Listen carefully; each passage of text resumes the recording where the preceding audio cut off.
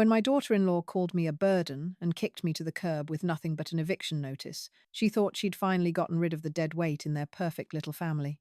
But 24 hours later, I walked back through their front door with something in my pocket that would change everything forever. What did I discover that turned their world completely upside down?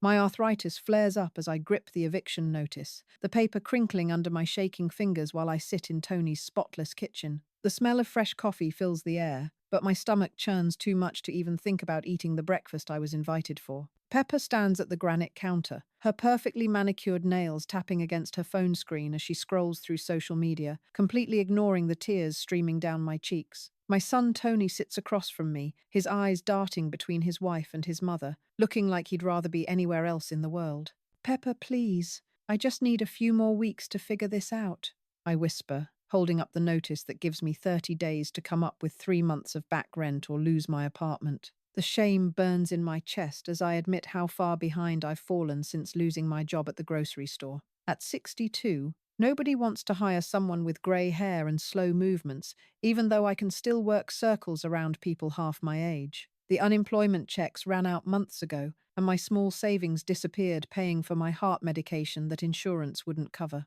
Pepper finally looks up from her phone, rolling her eyes so dramatically that I wonder if she practiced that expression in the mirror. "Look, Mom Rogers, we can't keep covering your rent forever," she says, her voice dripping with the kind of fake sweetness that makes my skin crawl. She doesn't even have the decency to look embarrassed about the lie. They've never paid a single penny of my rent. Never even offered to help with groceries when I mentioned eating peanut butter sandwiches for dinner 3 nights in a row. "You're becoming a real burden on our family," Pepper continues, setting down her phone and crossing her arms like she's delivering some kind of important business presentation. The words hit me like a slap across the face, and I feel my whole body recoil. Tony shifts uncomfortably in his chair, finally looking up from his coffee mug, but he doesn't say anything to defend me. The silence stretches on for what feels like hours, with only the sound of little Peter playing with his toys in the living room, completely unaware that his grandmother's world is falling apart. I think about all the nights I worked double shifts at the diner when Tony was growing up, coming home with my feet bleeding in my shoes, just so he could have new school clothes and decent meals. I remember selling my wedding ring when he needed money for college textbooks, telling him it was no big deal even though it broke my heart to see it disappear into the pawn shop. The sacrifices I made raising him alone after his father died in that car accident seem meaningless now, sitting here begging for help from the family I gave everything for. I raised Tony for 18 years after his father died. I say, my voice growing stronger as anger starts replacing the hurt. I worked 3 jobs to put him through college. And this is how you repay me? My hands stop shaking as the words pour out. 15 years of biting my tongue finally coming to an end. Pepper's face hardens, and she leans forward like she's getting ready for a fight she's been wanting to have for years. "That was your choice, not ours." She snaps back, her mask of fake politeness completely gone now. "We have our own family to think about now." She gestures toward the living room where Peter is building a tower with his blocks, his little voice making sound effects for his imaginary construction crew. The irony isn't lost on me that she's using my grandson as a weapon against me, when I'm the one who babysits him every weekend without asking for gas money or payment. Tony finally speaks up, but his words cut deeper than his wife's calculated cruelty.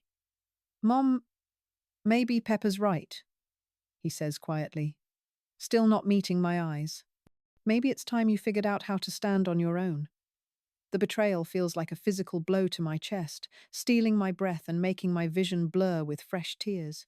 This is my son, the baby I rock to sleep every night. The little boy who used to crawl into my bed during thunderstorms, telling me I'm too much trouble for his precious new family. I feel something break inside me. Not just my heart, but something deeper and more fundamental. The last thread of hope I'd been clinging to snaps. And suddenly I'm not sad anymore. I'm furious. These people who have never missed a meal, never worried about keeping the lights on, never had to choose between medicine and rent, are lecturing me about standing on my own. They live in this beautiful house with their 2-car garage and granite countertops, taking family vacations to Disney World while I'm rationing my blood pressure pills to make them last longer. "You know what?" You're absolutely right, I say, standing up from the table with more dignity than I've felt in months. Pepper looks surprised by my calm tone, probably expecting more tears and begging. Tony glances up with relief, thinking I'm about to make this easy for him by just walking away. Neither of them understands that they've just awakened something in me that's been sleeping for too long, something that built a life from nothing after my husband died and raised a successful son through sheer determination and love. I walk over to the living room and kneel down next to Peter, who's building the most elaborate block tower I've ever seen. That's beautiful, sweetheart, I tell him, kissing the top of his head and breathing in that little boy smell of shampoo and innocence. He grins up at me with the same smile Tony had at that age, before life taught him to choose sides and abandon family when it becomes inconvenient. Are you leaving, Grandma? Peter asks, and I can hear the disappointment in his voice. He loves our weekend adventures to the park and the library, our trips to get ice cream and feed the ducks at the pond. I'm probably the only adult in his life who isn't constantly staring at a phone or rushing off to the next important appointment. Just for a little while, I tell him, though I suspect it might be much longer than that. But I'll see you soon, okay? He nods and goes back to his blocks, trusting in the way only children can that adults will keep their promises. I stand up and walk back to the kitchen, where Tony and Pepper are whispering urgently to each other, probably planning how to spin this story to make themselves look like the victims. I'll figure out how to stand on my own, I announce, picking up my purse and the eviction notice. Thank you both for making it so clear where I stand with this family. Pepper has the grace to look slightly uncomfortable, but Tony just nods like I've finally seen reason. They have no idea that they've just made the biggest mistake of their lives, that the sweet old lady they just dismissed as a burden is about to remind them exactly what she's capable of when pushed too far. I walk out of their house with my head held high, even though my heart is breaking into a million pieces. The rain starts falling as I reach my car, fat drops that match the tears I refuse to let them see. But as I drive away from the house where I'm no longer welcome, I'm already thinking about the life insurance money from my husband that I've never touched, the inheritance from my mother that's been sitting in a savings account for 10 years, and the retirement fund I've been too scared to use. Maybe it's time to stop being scared and start being strategic. The rain pounds against my windshield as I drive aimlessly through neighborhoods I can't afford, past houses filled with families who probably don't call their elderly relatives burdens. My wipers squeak with each pass, creating a rhythm that matches the angry beating of my heart. I keep replaying Pepper's words, the way she said burden like I was something disgusting she needed to scrape off her shoe. The humiliation burns in my chest, but underneath it, something else is growing stronger with each mile I drive. I pull into the parking lot of Eddie's Diner, the same place where I worked for 8 years before my heart problems forced me to quit.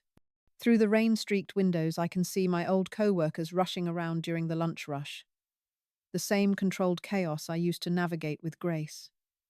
My hands grip the steering wheel as I remember all the nights I came home exhausted, my feet screaming in pain, counting tips on my kitchen table to make sure I could pay Tony's college expenses. Mary, my old supervisor, knocks on my car window with a concerned expression. I roll it down, and she immediately notices my red eyes and defeated posture. "Helen, honey, what's wrong?" she asks, rain dripping from her grey hair as she leans down to my level. Before I know it, the whole story pours out of me like water from a broken dam. The eviction notice, begging my son for help, Pepper's cruel words, Tony's betrayal. Mary listens without judgment, her weathered face growing angrier with each detail. That spoiled little princess has no idea what real struggle looks like, Mary says, her voice fierce with protective anger. And your son needs a reality check about what family means. She pauses, looking thoughtful despite the rain soaking her uniform. You know, Helen, you've been talking about them buying that house they're renting for the past year.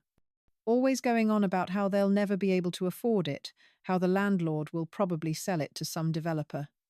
Something clicks in my brain, a puzzle piece falling into place with an almost audible snap.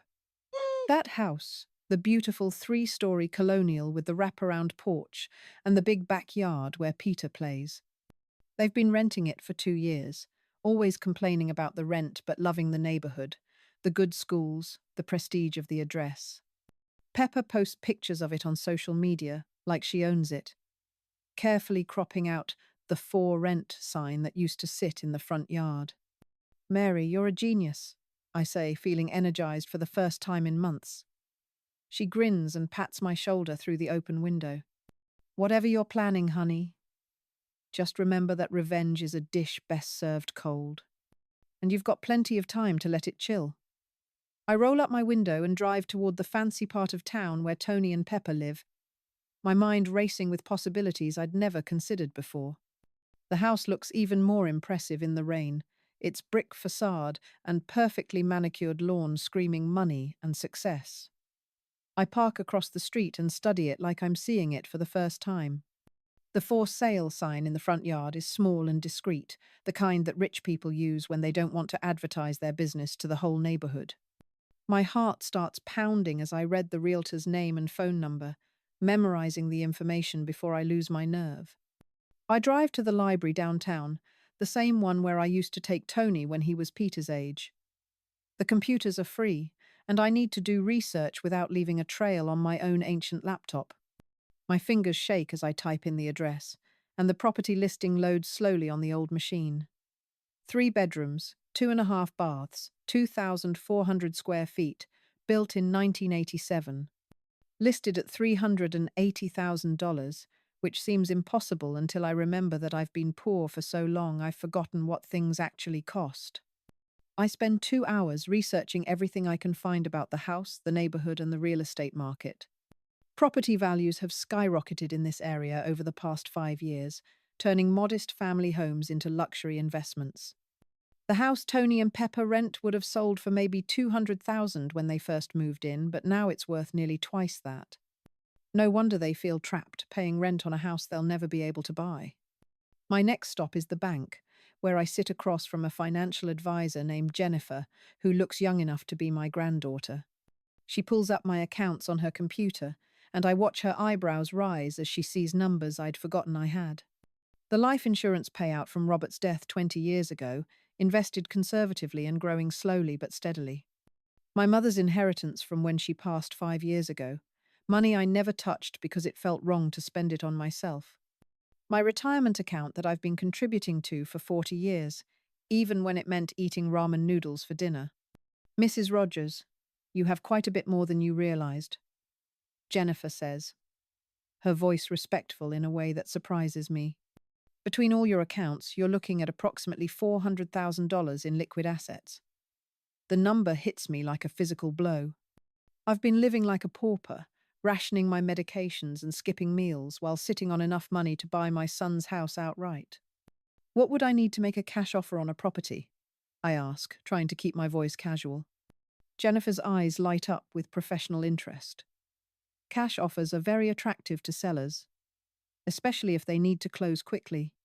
You'd need proof of funds, a pre-approval letter, and a good real estate agent who can move fast. She slides a business card across the desk. My brother-in-law, Mark, specializes in quick closings. He's helped several of our clients purchase homes with cash offers. I sit in my car outside the bank for 20 minutes, staring at Mark's business card and feeling like I'm standing at the edge of a cliff. This isn't just about money anymore. This is about respect, about showing Tony and Pepper that the burden they tried to discard has more power than they ever imagined. My phone buzzes with a text message from Tony. Mom, sorry about today. Pepper was stressed about work. Want to come over for dinner Sunday? The casual dismissal of this morning's cruelty, the assumption that I'll just forgive and forget, makes my decision for me. I dial Mark's number before I can change my mind. He answers on the second ring, his voice warm and professional. Mark Davidson, Davidson Realty. How can I help you? I take a deep breath and step off the cliff. I'd like to make a cash offer on a house, and I need to close as quickly as possible. We meet at a coffee shop near the house, and Mark turns out to be exactly what I need: experienced, discreet, and hungry for a commission. He's already pulled the listing details and comparable sales data before I arrive. The house has been on the market for 6 weeks, he explains, spreading papers across the small table. That's longer than expected for this neighborhood, which means the seller might be motivated to negotiate. What kind of offer would get their attention? I ask, my heart pounding so hard I'm sure he can hear it. Mark studies the listing sheet and taps his pen against the table. The asking price is $380, but I think we could get it for $350, maybe even $340, if we can close in 2 weeks. Cash offers move fast, and sellers love the certainty of not dealing with mortgage complications. I think about Tony and Pepper sitting in their living room right now, probably laughing about how easily they got rid of their burden.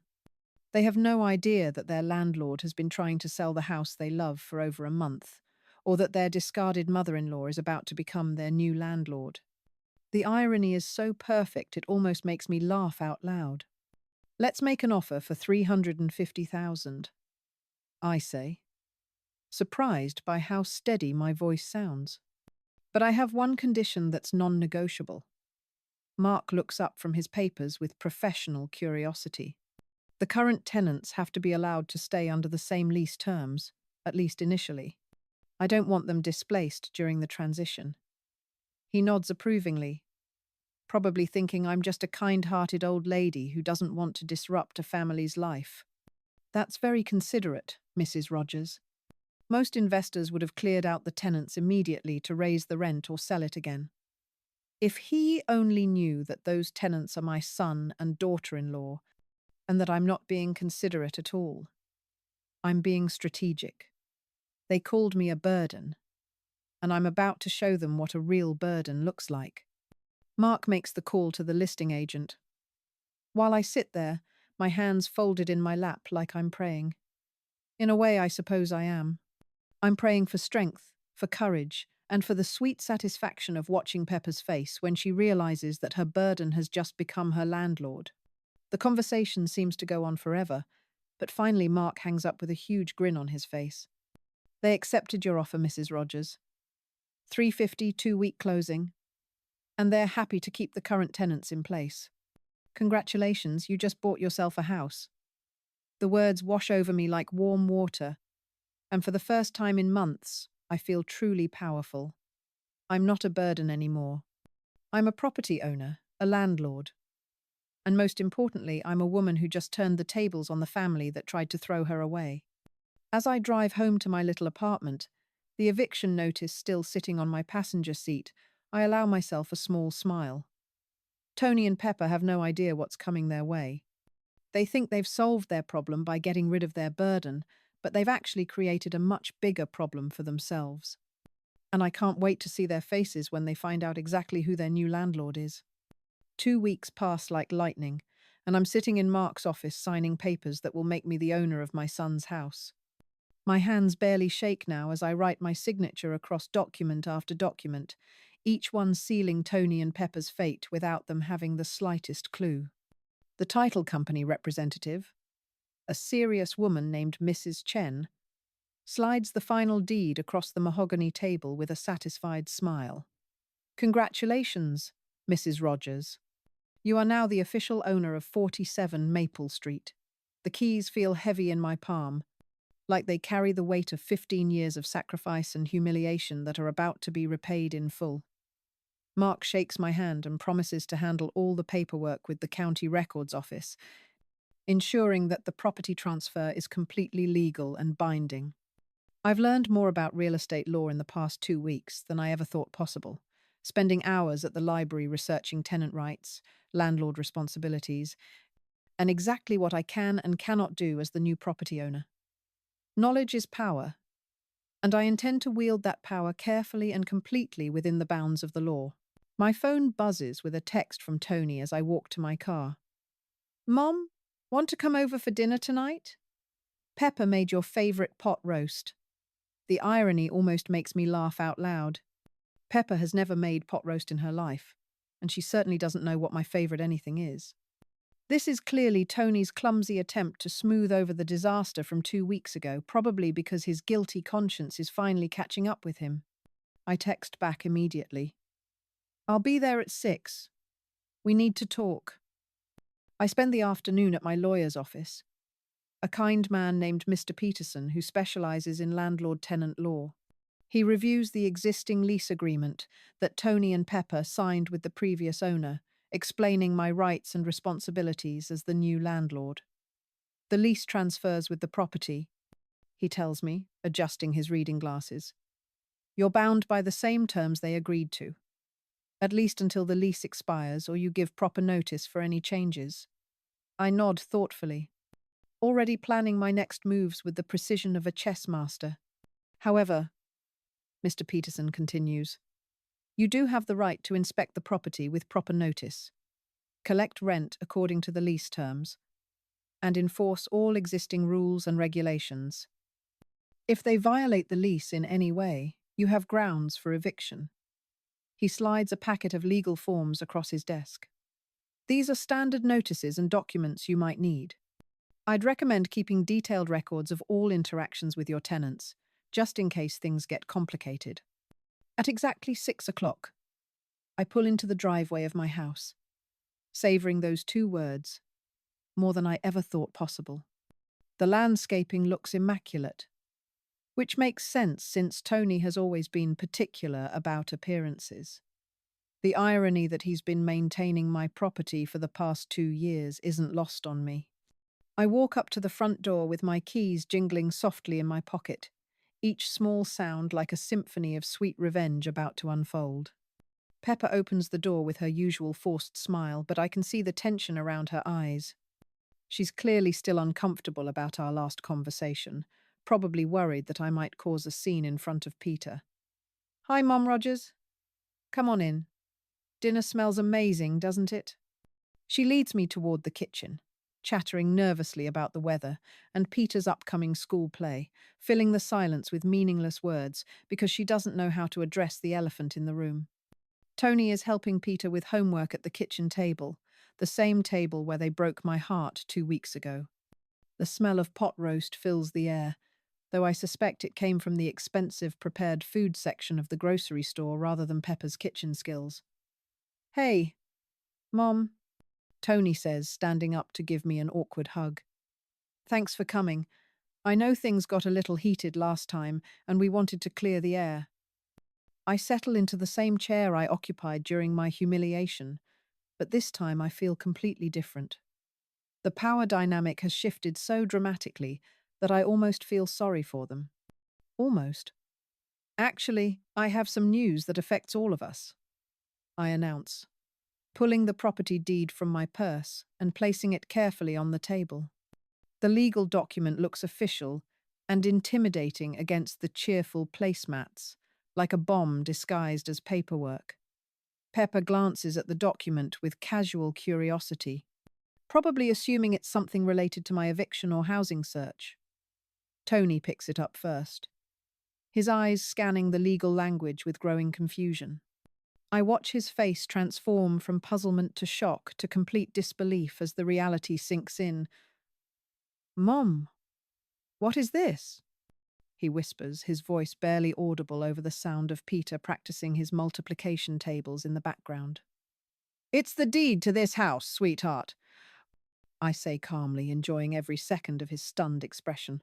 I bought it 2 weeks ago with a cash offer. The previous owner was very motivated to sell quickly, and I was motivated to buy. The silence that follows is so complete, I can hear the refrigerator humming and the grandfather clock ticking in the hallway. Even Peter stops practicing his math problems, sensing that something important is happening. Pepper snatches the deed from Tony's trembling hands, her eyes darting across the page like she's looking for evidence that this is all some elaborate joke.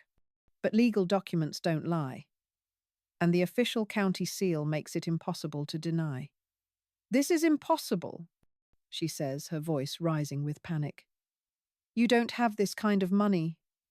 You were getting evicted.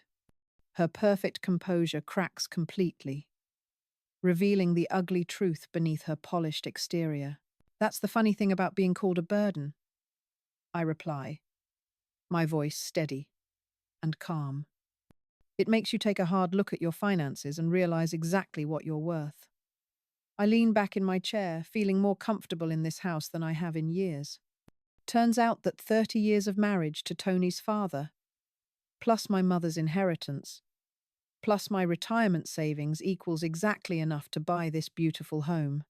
Tony's face cycles through a dozen different emotions as he processes what this means for his family. Shock gives way to embarrassment, then to anger, then to something that might be respect.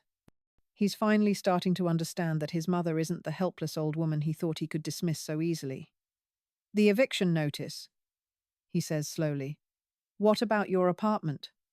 Oh, I'm still getting evicted, I say cheerfully.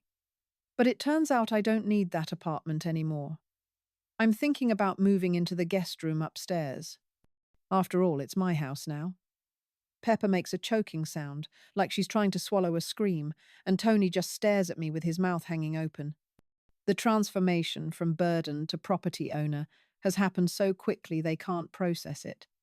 You can't do this to us, Pepper finally manages to say, her voice shaking with rage and desperation.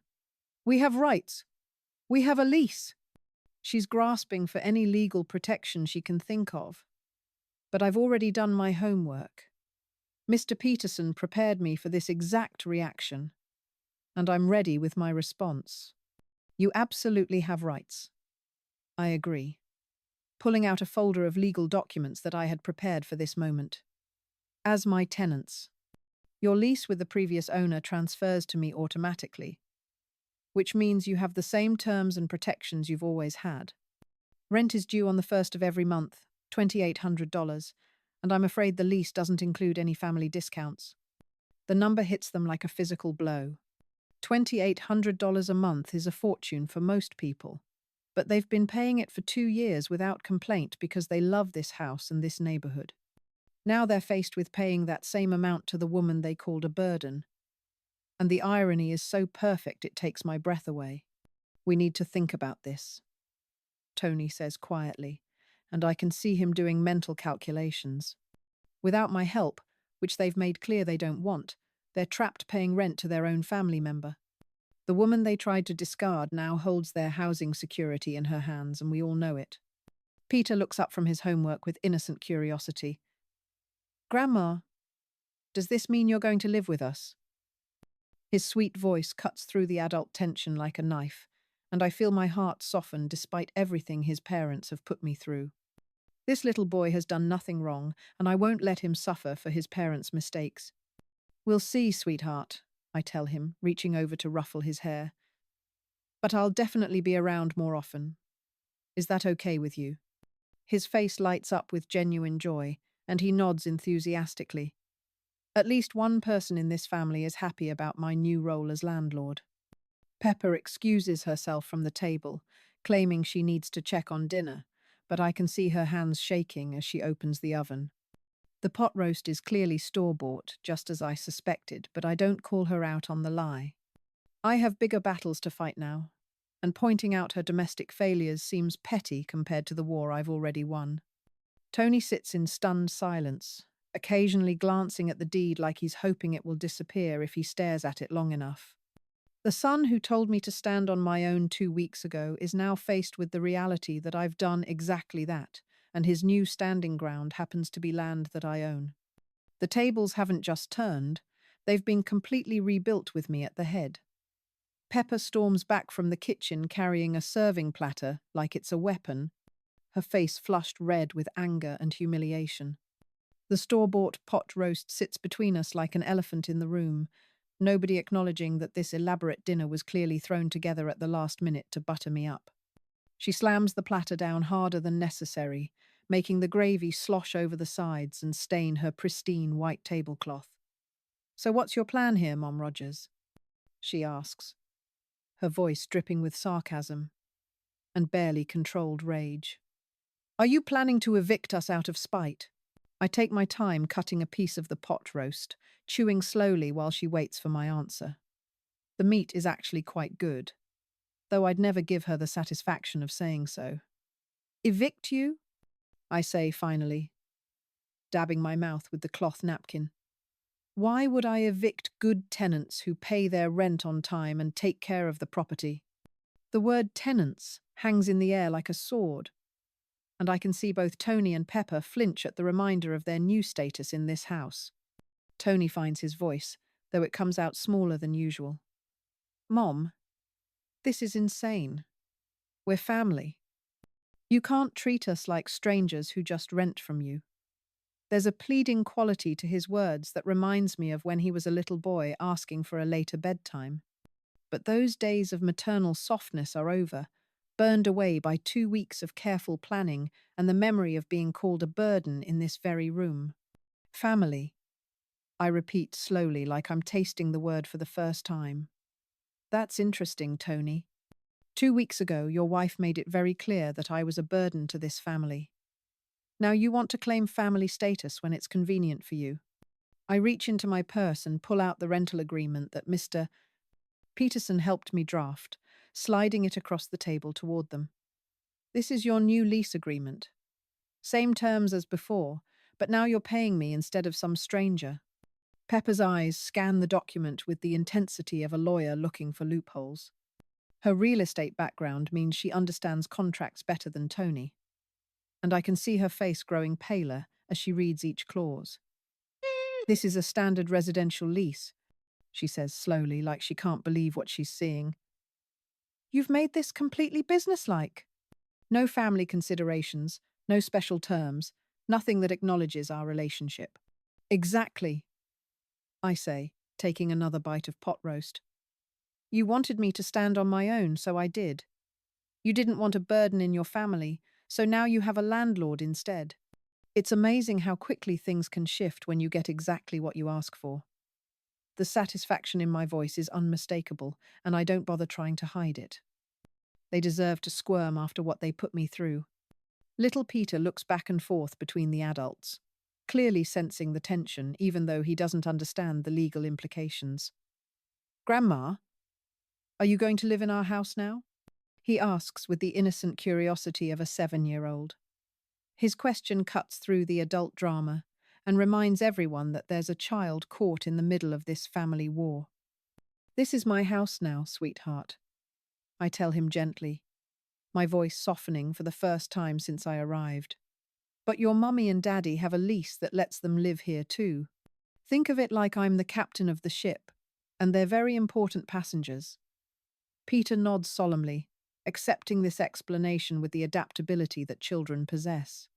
If only adults could adjust to new realities so easily. Pepper suddenly stands up from the table, pacing around the dining room like a trapped animal. Her heels click against the hardwood floors that I now own, and every step seems to remind her of her changed circumstances. This is vindictive and petty, she announces, spinning around to face me with her arms crossed. You're doing this to punish us for one conversation where emotions ran high. One conversation? I set down my fork and look at her directly. Pepper, you've been treating me like an inconvenience for 3 years. The burden comment was just the final straw that broke my patience. I pull out my phone and scroll to a folder I've created over the past 2 weeks. I've been documenting our interactions and the pattern is quite clear. Tony leans forward with curiosity and dread. What kind of documentation? He asks. Though his voice suggests he already knows the answer won't be pleasant. I turn my phone screen toward him, showing screenshots of text messages, photos, and a detailed journal I've been keeping since I started planning my revenge. Every cancelled dinner invitation, every time you were too busy to help with grocery shopping, every family gathering where I was treated like a third wheel, I list calmly. The Christmas where you forgot to buy me a gift but spent $300 on the mailman's tip. The birthday dinner where you spent the entire meal on your phones and left me to pay the check. The evidence is overwhelming and undeniable. Tony's face grows redder with each item I mention, and Pepper stops pacing to stare at my phone screen. They can't argue with screenshots and dated journal entries, and the accumulation of small slights suddenly looks like a pattern of deliberate cruelty when laid out chronologically. I also have documentation of my financial contributions to this family. I continue, swiping to another folder. The $500 I gave you for Peter's school fundraiser last year. The emergency loan when your car broke down that you never mentioned paying back. The countless hours of free babysitting that would have cost you $15 an hour if you'd hired someone else. The room falls silent except for the sound of Peter colouring at the kitchen counter, completely absorbed in his artwork and oblivious to the financial calculations destroying his parents' argument. Tony runs his hands through his hair, a nervous habit he's had since childhood, and I can see him adding up numbers in his head. "Mum, we didn't realise," he starts, but I hold up my hand to stop him. "You didn't realise because you didn't want to realise," I say firmly. "It was easier to see me as a burden than to acknowledge how much I was actually contributing to your comfortable lifestyle. Well, now I'm contributing in a different way. I'm providing you with housing, and you're providing me with rental income. It's a purely business relationship, which seems to be what you prefer." Pepper sits back down heavily, the fight going out of her as the reality of their situation sinks in. "What do you want from us?" she asks quietly. And for the first time since I've known her, she sounds genuinely humble. The entitlement and superiority are gone, replaced by the recognition that she's lost this battle completely. "I want respect," I answer simply. "I want to be treated like the family member who sacrificed everything to raise Tony, not like some inconvenient obligation you're stuck with. I want my grandson to know his grandmother as someone strong and capable, not as a burden his parents complain about." My voice gets stronger with each demand, and I can see both of them shrinking back in their chairs. Tony reaches across the table and takes my hand, his eyes filled with tears I haven't seen since his father's funeral. "Mom, I'm so sorry. I was wrong. And I let Pepper influence me when I should have stood up for you. The apology feels genuine, but I don't let it soften my resolve. Words are easy when you're trapped and desperate. Sorry doesn't pay back 15 years of taking me for granted. I tell him, though I don't pull my hand away. But actions might. You have a choice now. You can be respectful tenants who happen to be my family, or you can be difficult tenants who get treated according to the lease agreement. The decision is entirely up to you." Pepper looks at the lease agreement again, and I can see her calculating the costs of moving versus the humiliation of paying rent to her mother-in-law. With their credit and income, finding another house in this neighborhood would be nearly impossible, especially with rental prices climbing every month. They're trapped by their own circumstances and my careful planning. "The rent is the same as what you've been paying," I point out reasonably. "The only thing that's changed is who you write the check to. If you can swallow your pride and treat me with basic human decency, this arrangement could work out well for everyone." I pause to let that sink in before delivering my final condition. "But if you ever call me a burden again or treat me like one, I'll exercise my rights as a landlord to the fullest extent of the law." Peter runs over from the kitchen counter with his finished artwork, a crayon drawing of a house with stick figures standing in front of it. "Look, Grandma, I drew our family at your house." The innocence of his words hits everyone differently. To him, this is just an interesting development where his beloved grandmother gets to live closer to him. He doesn't understand the complex adult emotions swirling around the dinner table. "It's beautiful, sweetheart," I tell him, accepting the drawing with genuine warmth. "Should we put it on the refrigerator?" He nods eagerly, and I walk with him to the kitchen, leaving Tony and Pepper alone to process their new reality. As I help Peter find a magnet for his artwork, I can hear them whispering urgently in the dining room, probably trying to figure out their next move. When I return to the table, they're both looking at me with a mixture of resignation and newfound respect. The power dynamic has completely shifted, and we all know it. "So," Tony says carefully, "what happens now?" His question hangs in the air like a prayer, hope and fear balanced on a knife's edge. I sit back down and finish my pot roast before answering, letting them wait while I consider their future. The woman they called a burden now holds their housing security, their neighborhood status, and their family stability in her hands. The irony is so perfect it almost makes me smile, but I maintain my serious expression. Now you sign the lease agreement, and we see if you've learned anything about treating family with respect. I say finally. The first month's rent is due tomorrow, just like it would be with any other landlord. After that, we'll take it 1 month at a time and see how well you adjust to your new circumstances. 3 days after signing the lease agreement, Pepper launches her counterattack with the ruthless efficiency of a woman who's built her career on manipulating people's emotions. She's invited Tony's entire extended family to what she calls an emergency intervention at our neighborhood community center, turning my moment of triumph into a public trial where I'm clearly meant to be the villain. I walk into the meeting room to find my sister Margaret, Tony's cousins, Lisa and David, and even my elderly neighbor, Mrs. Patterson, all sitting in a circle like they're planning an exorcism. Thank you all for coming, Pepper begins, her voice dripping with fake concern as she stands at the front of the room like she's leading a support group. We're here because Helen has had some kind of breakdown and made a terrible financial decision that's going to hurt everyone in the family. She's dressed in her most conservative outfit, playing the role of the worried daughter-in-law who just wants what's best for everyone. The performance is so convincing that I almost believe it myself. Margaret, my own sister, who I've bailed out of financial trouble more times than I can count, nods sympathetically. Helen, honey, we're all worried about you. Buying Tony's house seems like such an extreme reaction to a little family disagreement. Her condescending tone makes my blood boil, especially since she's conveniently forgotten that I loaned her $10,000 last year when her husband lost his job. The family selective memory syndrome is apparently contagious. A little disagreement? I repeat, my voice rising despite my efforts to stay calm. Your nephew's wife called me a burden and suggested I was ruining their family by needing help during the worst crisis of my life. I look around the room at these people who are supposed to care about me, seeing doubt and judgment in their faces instead of support. Pepper has done her homework, probably calling each of them individually to share her version of events. Tony's cousin David, who I helped put through trade school 15 years ago, shifts uncomfortably in his plastic chair.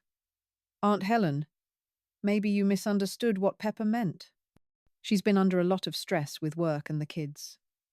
The betrayal cuts deep because David knows exactly what kind of person I am and what I've sacrificed for this family. But Pepper's narrative is more comfortable than the truth, so he's choosing to believe her version. I have the entire conversation recorded on my phone.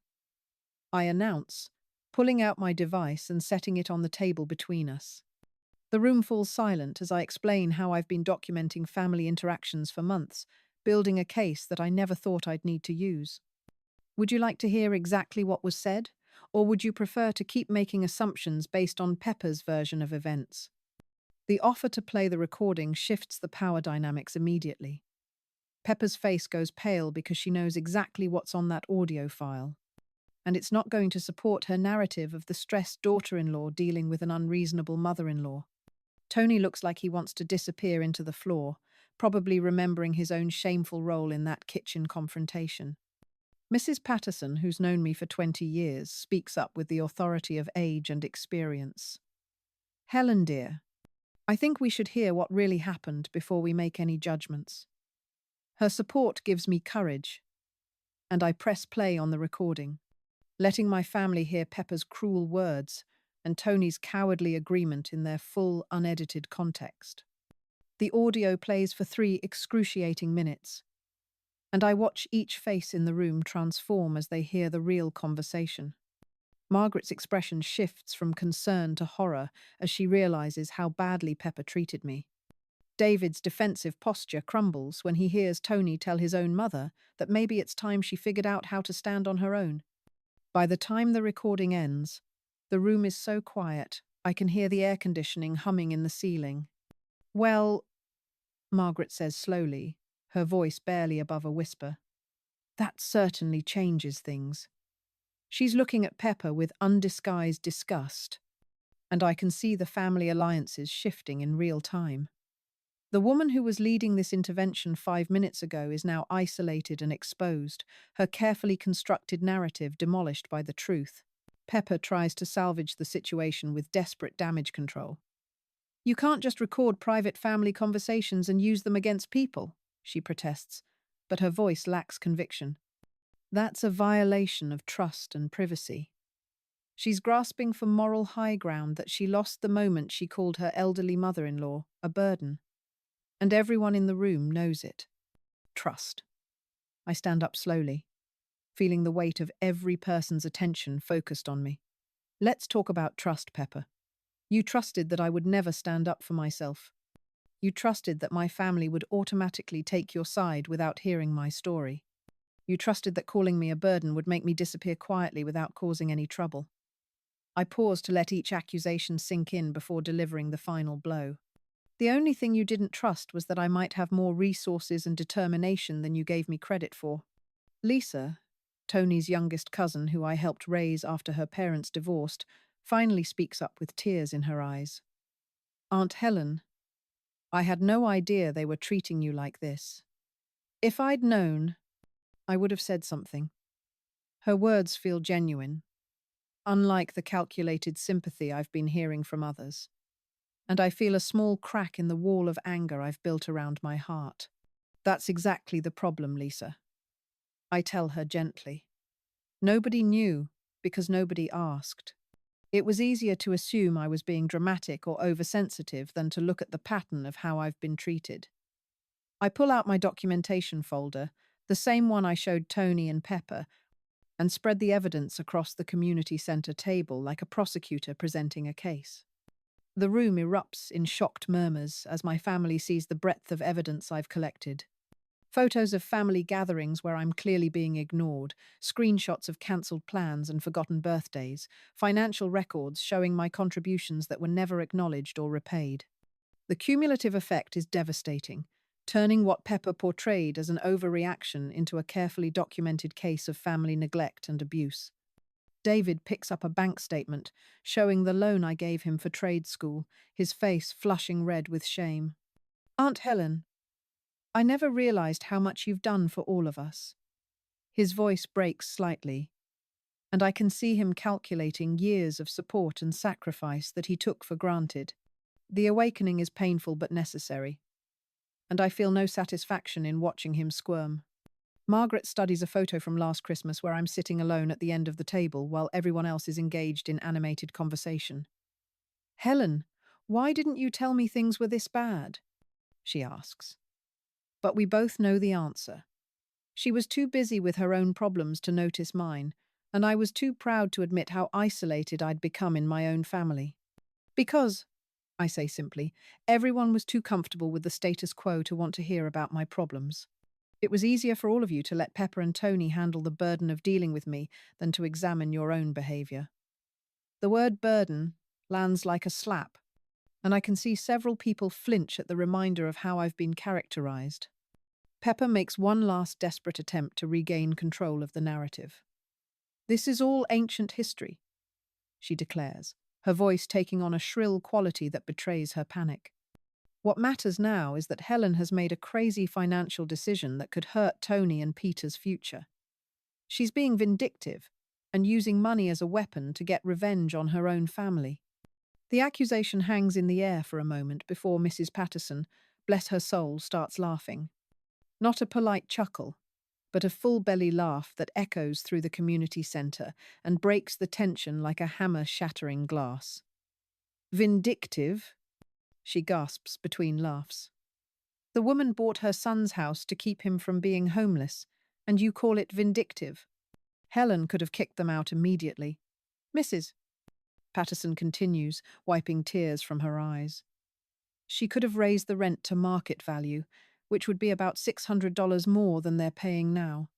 She could have sold the house to developers who would have torn it down for condos.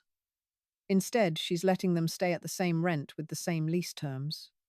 The logic is unassailable, and I watch Pepper's last argument crumble under the weight of basic common sense.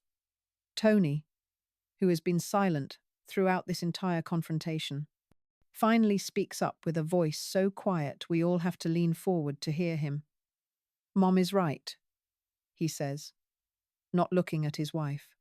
"We treated her terribly, and she responded by making sure we still have a home.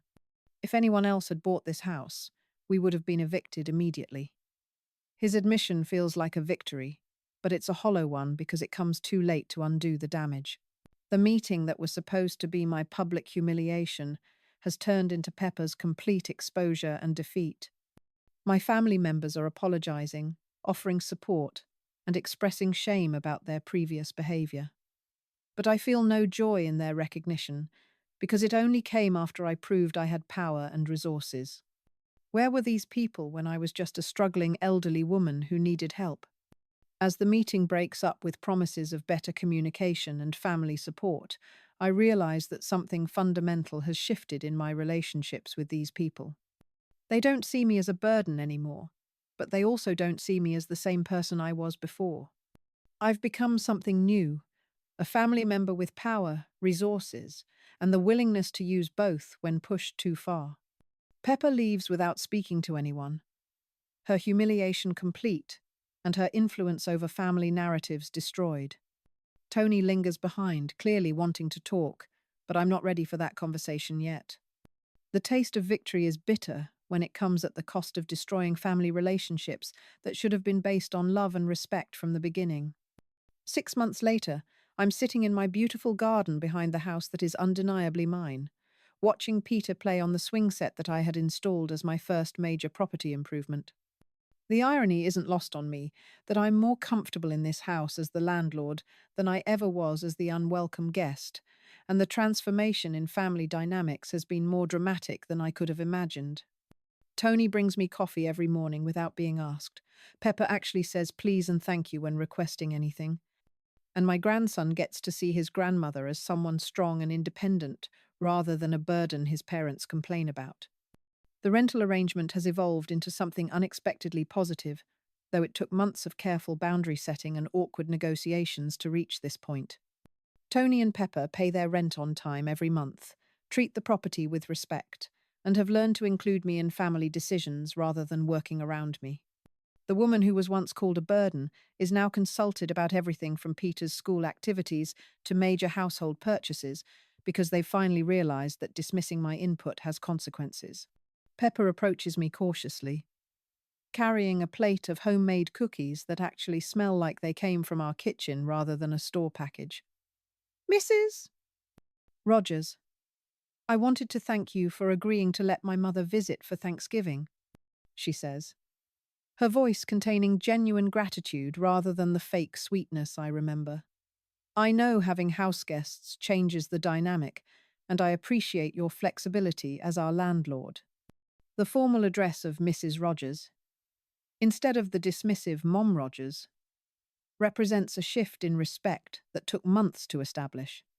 We're not friends, and we may never be, but we've reached a professional courtesy that protects everyone's dignity while acknowledging the reality of our relationship.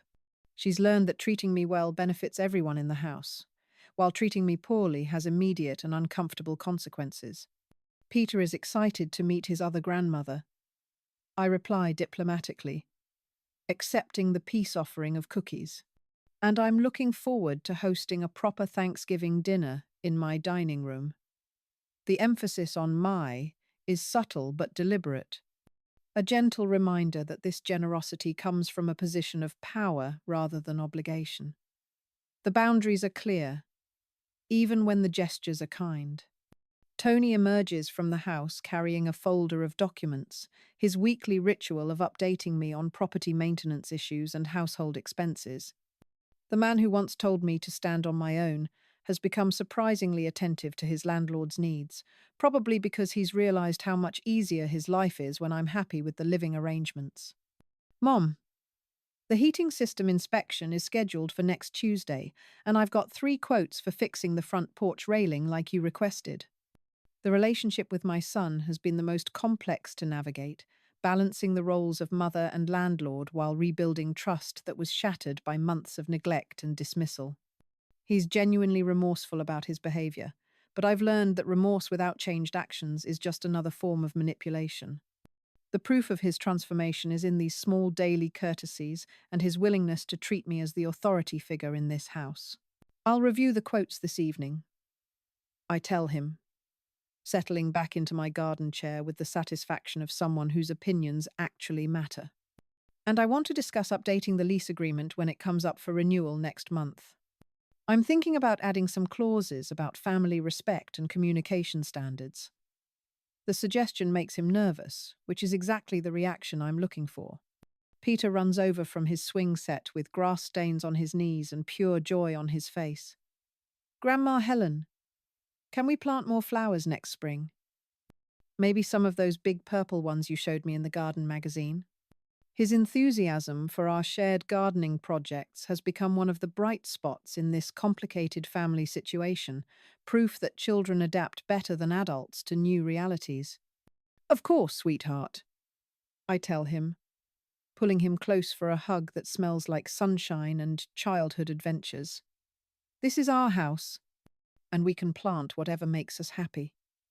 The possessive pronoun isn't lost on Tony and Pepper, who exchange a look that acknowledges their continued dependence on my goodwill for their housing security and family stability. My phone rings with a call from Margaret, who has transformed from skeptical sister to enthusiastic supporter since hearing the recording of my kitchen confrontation.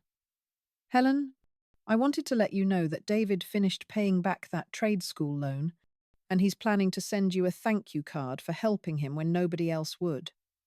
The family rehabilitation project has been ongoing, with relatives suddenly remembering years of support and assistance they had conveniently forgotten. That's nice, but not necessary, I reply, though I'm touched by the gesture. The money was never the point, and collecting old debts feels petty now that I've won the larger war for respect and recognition. What matters is that my family members have finally acknowledged the pattern of taking me for granted and are making genuine efforts to treat me better.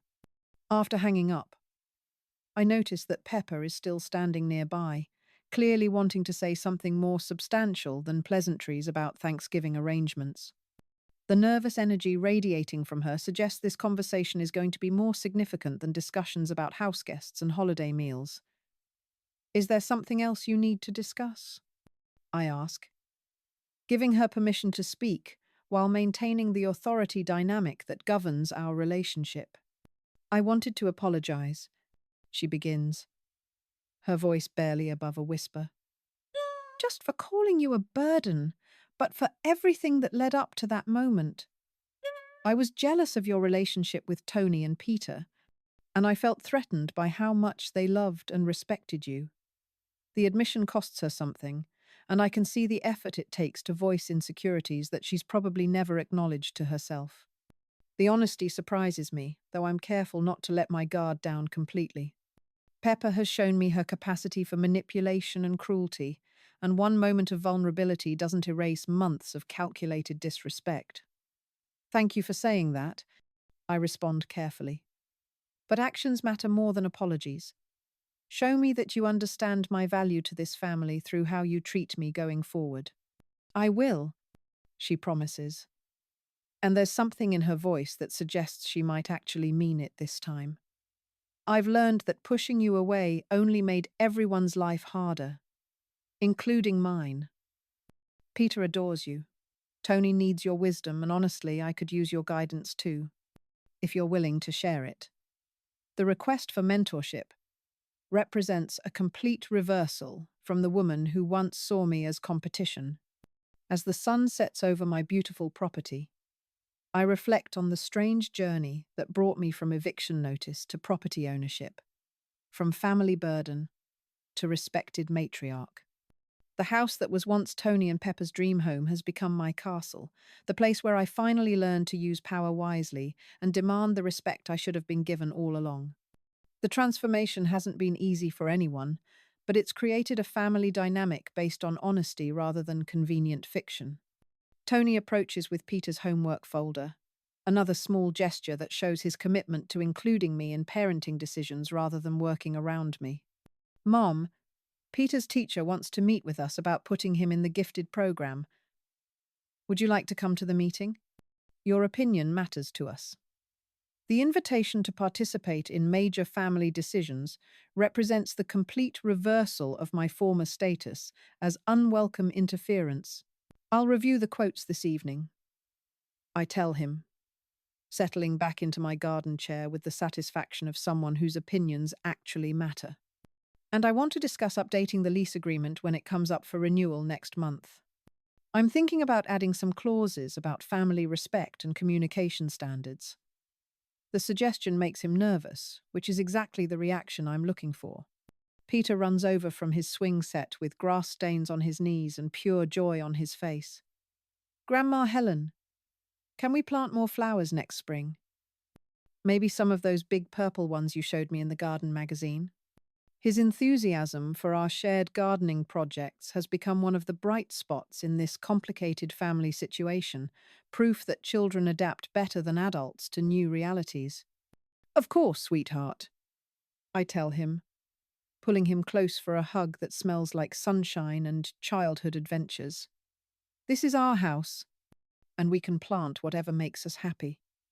The possessive pronoun isn't lost on Tony and Pepper, who exchange a look that acknowledges their continued dependence on my goodwill for their housing security and family stability.